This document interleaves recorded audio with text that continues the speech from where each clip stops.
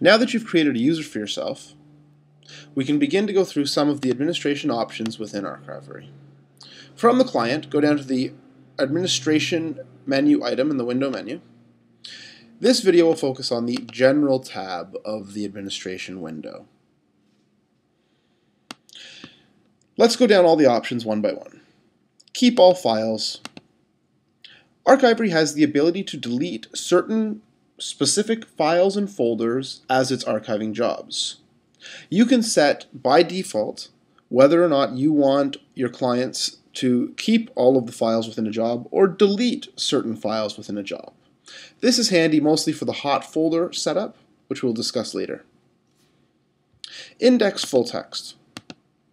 Archivery has the ability to actually open up your InDesign files and read all of the copy out of them into the database. So, when you go to search and restore for jobs later, you can actually do so by content, not just dockets and file names, but you can actually search by content. This feature requires Adobe InDesign to be installed on the Archivery server. If InDesign is installed on the Archivery server and index full text is turned on, then all of the text inside your InDesign jobs will actually also be stored in your database for searching. Disk space warning.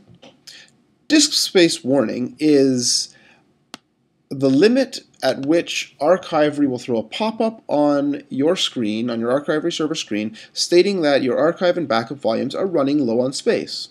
This is to give you adequate time to purchase new archive and backup volumes. You can set this to whatever you like. If you're dealing with jobs that are generally a few hundred megs in size, then 20 gigs is probably a fine limit. If you're dealing with larger jobs, what's like catalogs, where the jobs can reach 20, 30, or 40 gigs each, then you probably want to set this to a higher number of 100, 150 gigabytes, so that way it will give you adequate warning when you're running out of disk space. Disk space suspension is a number at which the server actually stops archiving jobs when the disk space gets lower than this amount. Again, for average printing companies, 1 gig is probably fine. Companies that work with larger jobs might want to set this to 5, 10, or 20 gigs, depending on the size of their jobs. Number of parent folders. The number of parent folders that the system will keep track of is very important for some companies that don't actually keep the job name and the customer name right in the job folder name. For example, many print companies will actually define their jobs with a docket number, a company name, and then a job name. If this is the case, then we don't care about what the name of these parent folders are, because all the relevant information for finding this job is actually in the folder name.